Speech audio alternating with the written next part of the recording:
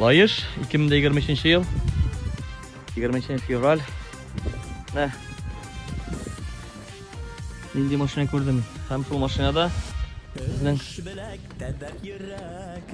ilk motor deb yoltirab yotamiz narsalar.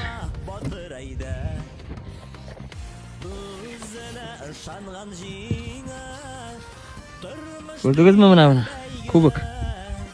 Shanil. Sen polniy malay. Xotin o'rnini yerta boshladingmi? Shanil ishlamayapmi bu kubok bilan? Bilasan, men biroz fotorabat etib berayim.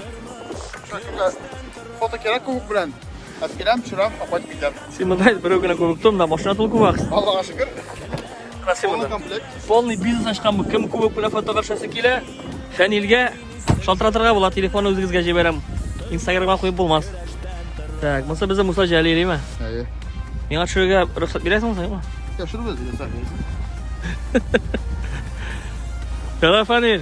To'yingni olib borga tamada kerak bo'lar. Yok, kışkırı bırak aytmıştım, yok olmasın.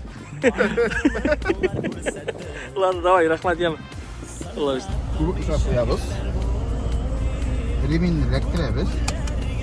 Orttiramiz, hamdash ketamiz. Bütün жерде sen yeşil olsun de. Значит. Давай. Bırak sen. Вот бизнес, ha? Hani. Молодец.